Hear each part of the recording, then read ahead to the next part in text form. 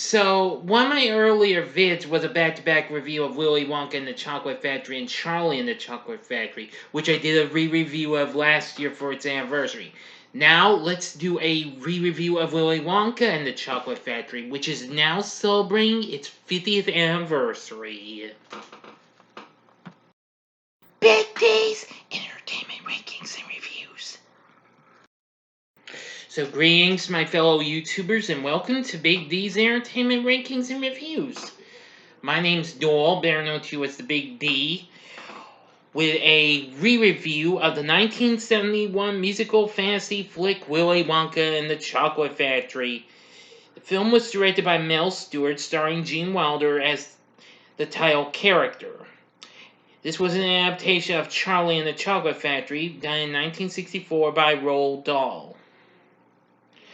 Which, of course, 1964, where if you can believe it or not, well, was the same year we would get a certain James Bond flick out, which, of course, Dahl would later go on to, well, do the screenplay for the fifth movie, which was You Only Live Twice. Just through that and just for a little humor, in my opinion.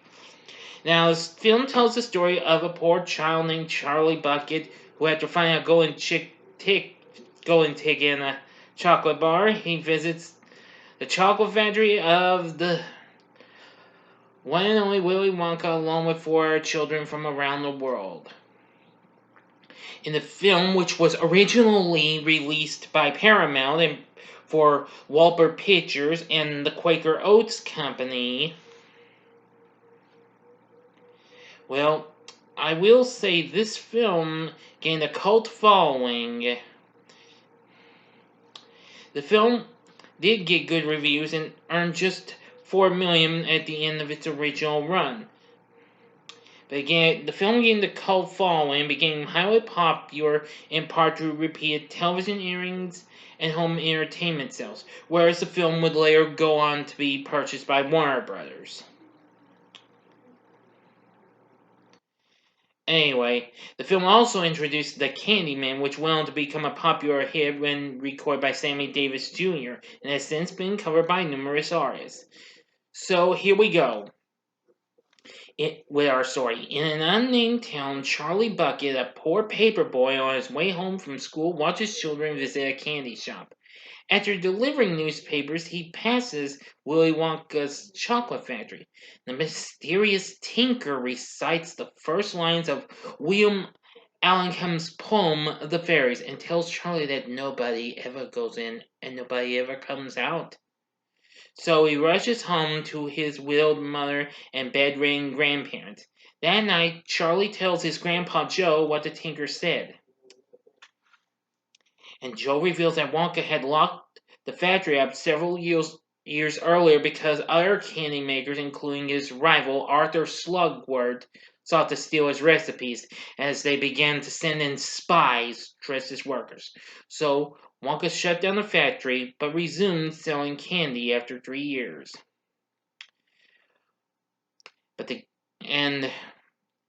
the original workers did not return their jobs, leaving everyone wondering who had taken their old jobs, as also the gates remained locked so that no one, not even Mr. Slugworth, can get through. Wonka then announces that he has handed 5 golden tickets in actual chocolate Wonka bars. Finders of the tickets will receive a factory tour and a lifetime supply of chocolate. The first 4 tickets are found by the gluttonous Augustus Gloop from West Germany, the spoiled Veruca Salt, whose father has built up his wealth in the English nut business, the gum-chewing American Violet Beauregard, and the television-obsessed Mike TV. Also from America. As each winner is announced on television, a sinister-looking man then appears and whispers to him.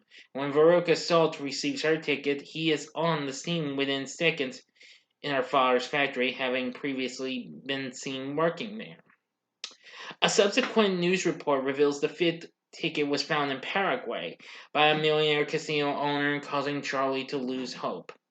Now, this movie kind of just has a few slight changes over the actual story and what have you. But anyway, the next day, Charlie's on his way home from school when he finds money in a gutter and uses it to buy a Wonka bar. With the change, he buys a regular Wonka bar for Grandpa Joe. While walking home, Charlie overhears that the millionaire forged the fifth ticket. So Charlie opens the Wonka bar and apparently he finds the fifth golden ticket. Rushing home, he encounters the same man seen whispering to the other winners, who introduces himself as Slugworth and offers a reward for a sample of Wonka's latest creation, the everlasting Gobstopper. Returning home with the golden ticket, Charlie chooses Grandpa Joe, who excitedly rises out of bed for the first time in 20 years, as his chaperone. The next day, Wonka greets the ticket winners, and leads them inside, where each signs a contract before the tour. The factory includes a candy land with a river, chocolate, and other sweets. Soon, the visitors meet Wonka's labor force, the dwarfish men known as Oompa-Loompas. Well, apparently, individual character flaws cause the other winners to give in to temptation. That's when the real fun begins, resulting in their elimination from the tour while the Oompa Loompas sang a song of morality after each. Now, as you may know, Augustus falls into the river of chocolate and gets sucked into a pipe and what have you, and Violet decides to take, well, Wonka's special type of gum, which is a three-course dinner, and apparently ends up becoming a blueberry. Anyway, after all that, the tour continues, and Charlie and Joe enter the fizzy lifting drinks room, and they sample the beverages against Wonka's orders. They float and have a near-fatal encounter with the exhaust fan at the top of the room before their burping allows them to descend back to the ground. Now, apparently, after that, they manage to catch up, and then Veruca gets obsessed and wants one of the these here going gooses, geese, or whatever the hairy heck, because they're laying golden chocolate eggs. But apparently she gets carried away and stands on one of their scales, or the educator, and ends up being a bad egg, and her father follows. Soon they go into a television room where they see Wonka testing out his Wonka Vision bit, and apparently shows everybody they could zap a big bar from one the room to the other by television. Of course, it happens, but Mike gets too obsessed, and apparently he tries Wonka Vision on himself and ends up so slowing up his mother's purse. Enough said. Okay, now this is it. I'm going to the ending completely. Now, of course, like always, you have 5 seconds to stop this video. Go to the description box below and fast forward to the time below to avoid the ending spoilers. If you've seen the movie already, in which case I'm pretty sure you have, please continue on after the 5 seconds. Here we go.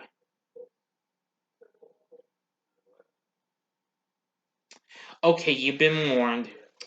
Well, at the end of the tour, Charlie and Grandpa Joe are now the only two remaining guests. They ask about what will become of the other children. Wonka assures them that they will be fine, and then hastily retreats to his office without awarding them the promised lifetime supply of chocolate.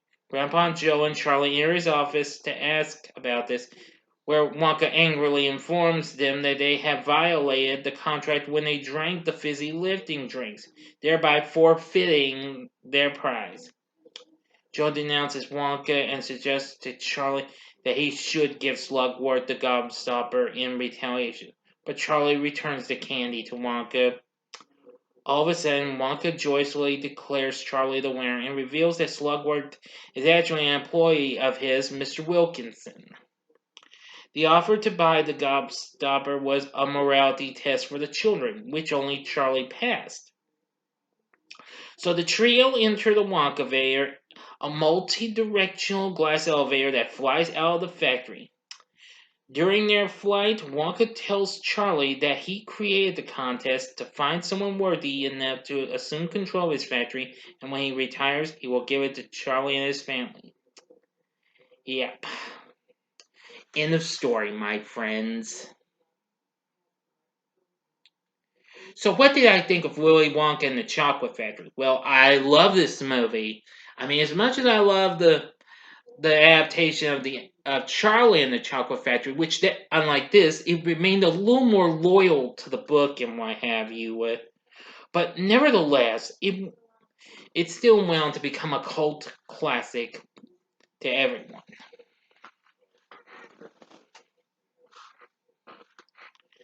Let's see now. I'm trying to figure this out here. Uh, yeah, yeah.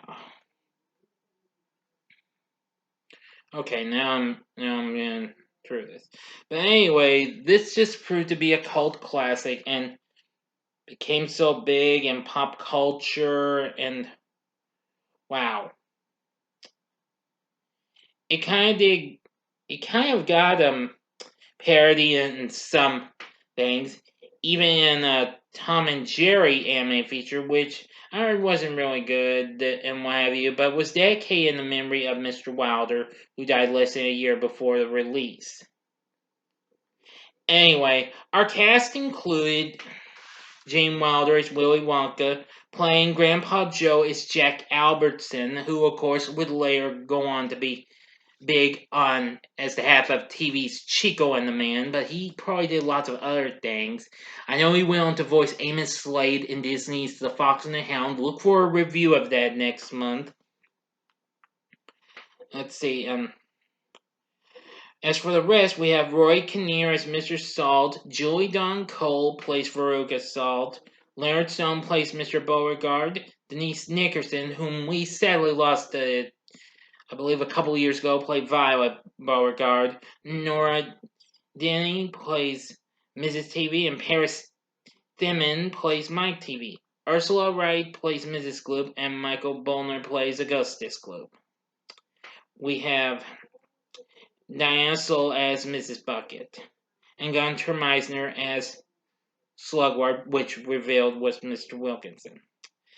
And then, of course, we are introduced to Peter Ostrum as Charlie. But it was his only film. After the film was done, Ostrom vanished. He turned down a 3-picture deal and went back to being just a normal boy. Now, for years, Ostrom would not talk about the movie. However, when the film celebrated its 25th anniversary in '96, Peter returned to the public eye. And he still does a little stuff whenever they talk about this movie to this day. Yes, and his daughter actually, well, always like pointing out when she was little. Of course, Ostrom is a veterinarian in the small town of Lowville in the state of New York. Yes, I've learned about that from watching the reruns of the movie on Encore. So anyway, I really think this movie is absolutely really good. Let's see. Yeah. Mhm. Yeah, this film has been released on various formats, not just on video cassette, but on DVD and even the Blu-ray, and now more recently it just came to 4K now. So now Willy Wonka is now on 4K. But anyway, with a great cast, great score in my view, great songs, just about anything you can get from this scrum diddly lunches Well, it's hard to pronounce that. Scrumdiddlyumptious flick. Would I recommend Willy Wonka and the Chocolate Factory? You better believe it. This is definitely one flick you don't want to pass on. I think you really like it if you give it a try. So anyway, what are your thoughts on Willy Wonka and the Chocolate Factory? Please tell me in the comment section below. If you like this video, click the like button, subscribe to my channel, be a part of the Big D Nation, and stay tuned because later tonight will be the latest Q&A presented live. Thank you for watching, and if you like this, you may want to check out some of these other videos. In the upper left-hand corner is my re-review of Charlie and the Chocolate Factory from 2005. The upper right-hand corner is my review of The Hunchback of Notre Dame from Disney, which recently celebrated its 25th anniversary. Or if you'd like, you can check out something else even more fun. Go to the bottom left-hand corner for my review of the underrated Warner Bros. Animated feature, Quest for Camelot, that I did. And the bottom right-hand corner is the button you can click to subscribe. If you like rankings and reviews on movies, TV, music, video games, etc., then I'm your guy. Thanks for watching. Until next time, I'm the Big D saying, see ya.